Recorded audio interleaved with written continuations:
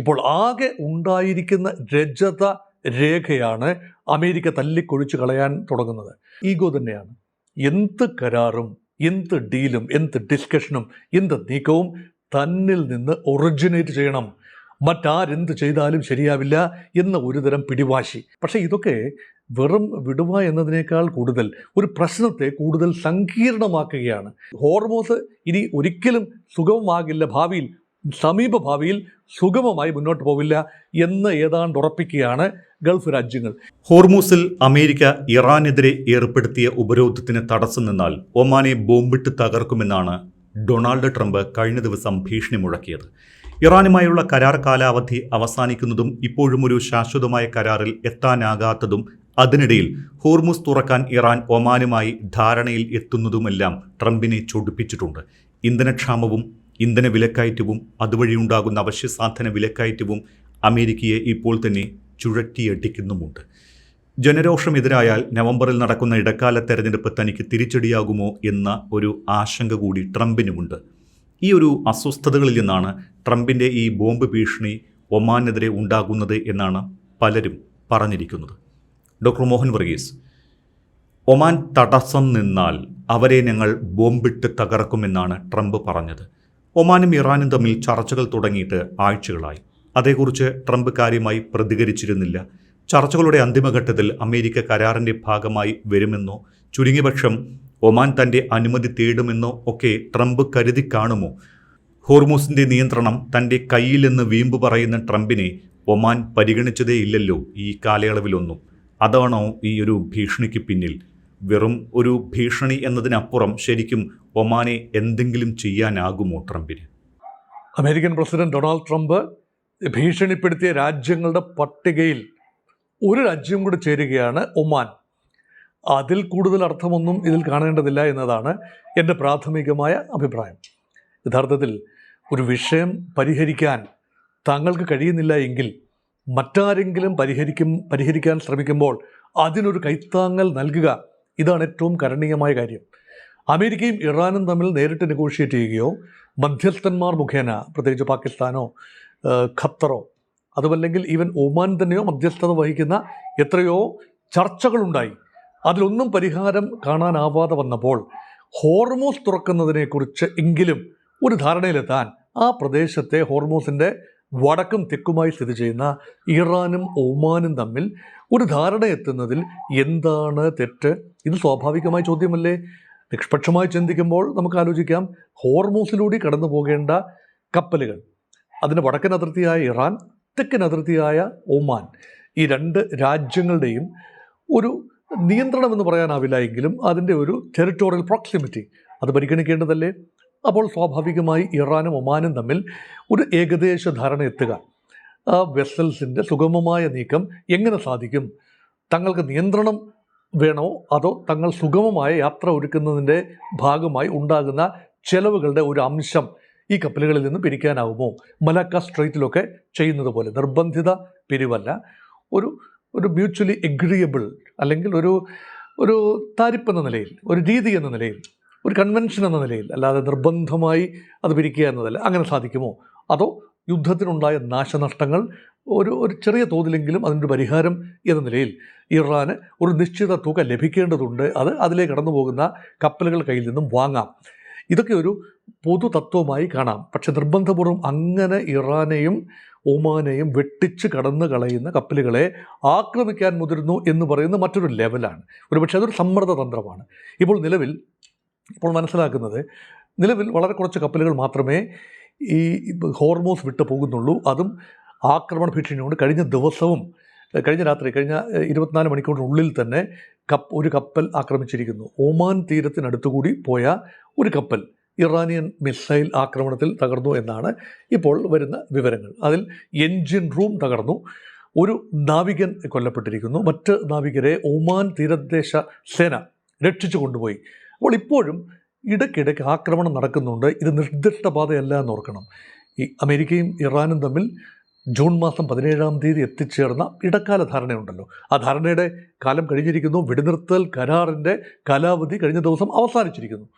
അപ്പോൾ 2 മാസം, അതായത് 60 ദിവസം നീണ്ടുനിന്ന വെടിനിർത്തൽ കാലാവധി ഔപചാരികമായി അവസാനിച്ചിരിക്കുന്നു. അതിനിടയിലും വെടിപൊട്ടിയിട്ടുണ്ട്. അതിനിടയിലും ഇറാൻ്റെ തെക്കൻ തീരങ്ങൾക്ക് നേരെ വലിയ ആക്രമണം നടത്തിയിട്ടുണ്ട്. അതൊന്നും വിസ്മരിക്കുന്നില്ല. പക്ഷേ ഇപ്പോൾ നിലവിൽ ഒരു കരാറും ഇല്ല, ഒരു കരാറിനും പ്രാബല്യമില്ല. നിലവിൽ അമേരിക്കയും ഇറാനും തമ്മിൽ ചർച്ചകൾ നടക്കുന്നതുമില്ല. ഇപ്പോൾ ആകെ ഉണ്ടായിരിക്കുന്ന രജത രേഖയാണ് അമേരിക്ക തല്ലിക്കൊഴിച്ച് കളയാൻ തുടങ്ങുന്നത്. അത് നോക്കൂ, ഒമാൻ. ഇനി തിരിച്ചു വരാം. ഒമാനെ അമേരിക്കൻ പ്രസിഡന്റ് വിരട്ടിയതിൻ്റെ, അല്ലെങ്കിൽ ഭീഷണിപ്പെടുത്തിയതിൻ്റെ, ബോംബാക്രമണം നടത്തും എന്ന് പറഞ്ഞതിൻ്റെ പൊരുളിലേക്ക് വരാം. എന്തുകൊണ്ട് ഒമാൻ എന്ന അമേരിക്കയുടെ സഖ്യരാജ്യത്തെ, GCCയിലെ അംഗമാണ്, അമേരിക്കൻ താവളങ്ങളുള്ള സ്ഥലമാണ്, അമേരിക്കയുമായി അടുത്ത് പ്രവർത്തിക്കുന്ന ഒരു രാജ്യമാണ്, ആ രാജ്യത്തെ പോലും തങ്ങൾ ബോംബ് ചെയ്യും എന്ന് പറഞ്ഞുകൊണ്ട് ഭീഷണിപ്പെടുത്താൻ ട്രംപിനെ പ്രേരിപ്പിച്ച ഘടകം എന്താണ്? ഒന്ന് ഈഗോ തന്നെയാണ്. എന്ത് കരാറും, എന്ത് ഡീലും, എന്ത് ഡിസ്കഷനും, എന്ത് നീക്കവും തന്നിൽ നിന്ന് ഒറിജിനേറ്റ് ചെയ്യണം. മറ്റാരെന്ത് ചെയ്താലും ശരിയാവില്ല എന്ന ഒരുതരം പിടിവാശി, ഒരുതരം ഈഗോ ആണ് അവിടെ. ഒരു അഹങ്കാരവും ഒരു അമിതമായ ഒരു ക്ലെയിമും എല്ലാമാണ്. അതുകൊണ്ട് ഒമാനും ഇറാനും തമ്മിൽ ചർച്ച ചെയ്ത് ഒരു ധാരണയിലെത്തിയാൽ പിന്നെ തൻ്റെ വില എന്താണ്, അമേരിക്കയുടെ റോൾ എന്താണ്, അവർ തമ്മിൽ അങ്ങ് തീരുമാനിക്കാൻ വരട്ടെ, ഞങ്ങളൊക്കെ ഇവിടെയൊക്കെ ഉണ്ട് എന്ന് പറഞ്ഞുകൊണ്ട് തങ്ങളാണ് ഹോർമൂസ് യഥാർത്ഥത്തിൽ നിയന്ത്രിക്കുന്നത് എന്ന് ക്ലെയിം ചെയ്യുകയാണ് ട്രംപ്. ട്രംപ് പറയുന്നു, യഥാർത്ഥത്തിൽ ഹോർമൂസ് നിയന്ത്രിക്കുന്നത് തങ്ങളാണ്. തങ്ങൾ നിശ്ചയിച്ച ദക്ഷിണ പാതയിലൂടെയാണ് 80% കപ്പലുകളും, ഇപ്പോൾ വളരെ കുറച്ചെണ്ണമേ പോകുന്നുള്ളൂ, അതിൻ്റെ 80%വും തെക്കൻ പ്രദേശത്തു കൂടിയാണ് പോകുന്നത്. അതിൽ ഏതാനും കപ്പലുകൾ ഇറാനിയൻ ആക്രമണത്തിന് വിധേയമാവുന്നുണ്ട് എന്നാണ് ട്രംപ് പറയുന്നത്. പക്ഷേ ഇറാൻ പറയുന്നത് അങ്ങനെയല്ല. ഹോർമൂസ് പ്രാക്ടിക്കലി അടഞ്ഞു കിടക്കുകയാണ്, തങ്ങളുടെ സ്വാധീന മേഖല തന്നെയാണ്. അമേരിക്ക ഏകപക്ഷീയമായി എഗ്രി ചെയ്ത കരാറിൽ നിന്നും പിന്നാക്കം പോയി.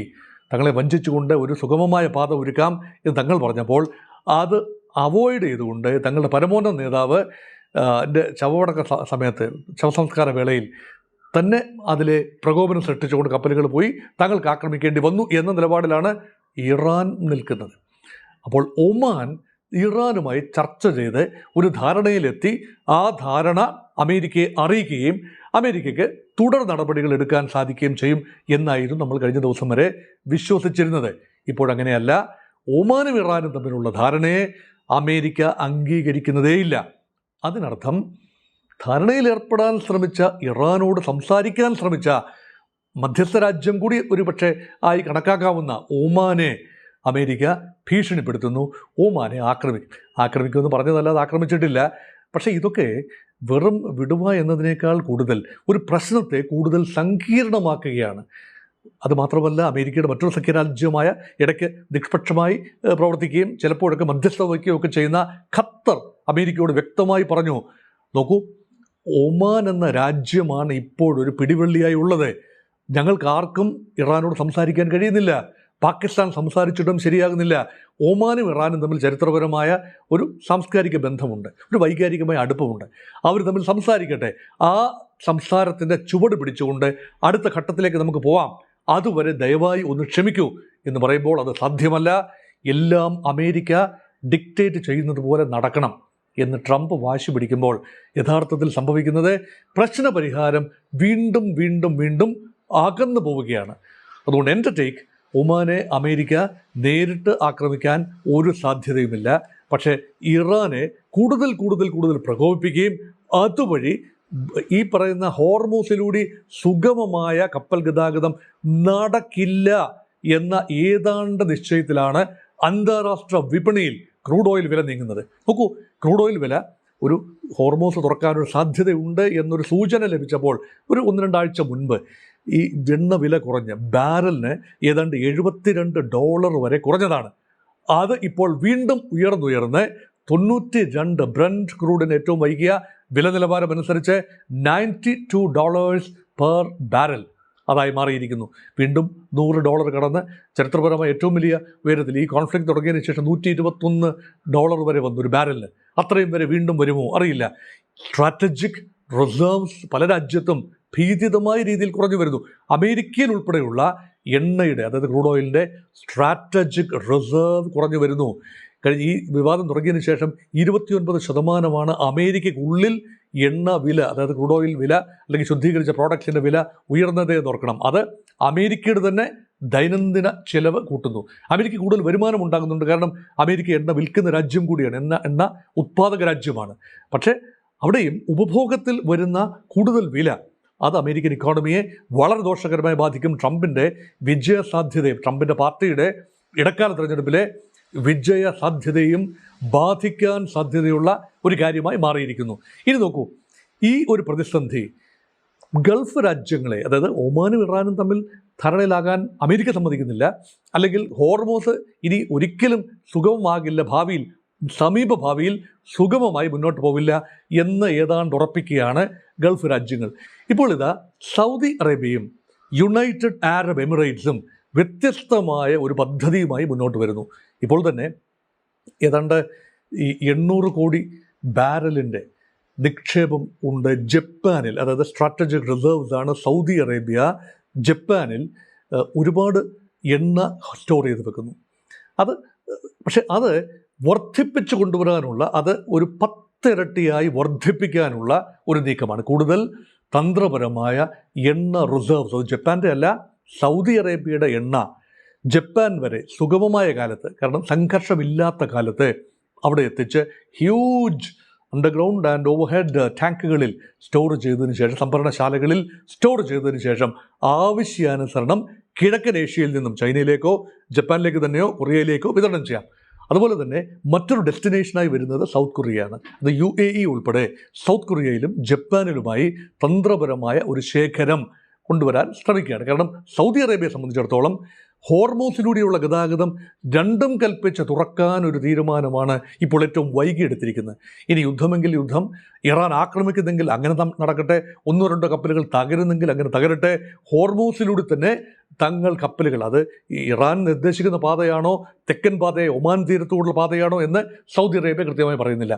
എങ്ങനെയും യുദ്ധസമയത്ത് പോലും പരമാവധി എണ്ണ ഗൾഫിൽ നിന്നും പുറത്തേക്ക് പേർഷ്യൻ ഗൾഫ് വഴിയോ ഇനി അല്ല എങ്കിൽ ചെങ്കടൽ വഴി കൊണ്ടുപോകാമെങ്കിൽ അങ്ങനെ ചെങ്കടലിൽ നിന്നും ബാബൽ മന്ദേബ് കടന്നുകൊണ്ട് പുറംകടലിലേക്ക് എത്തുകയും അങ്ങനെ മലാക്ക സ്ട്രൈറ്റ് കടന്നുകൊണ്ട് ജപ്പാനിലേക്കും കൊറിയയിലേക്കും എത്തി വൻപൻ എണ്ണ സംഭരണം അവിടെയെല്ലാം സാധിക്കും എന്ന് ഇപ്പോൾ തിയറൈസ് ചെയ്തിരിക്കുകയാണ്.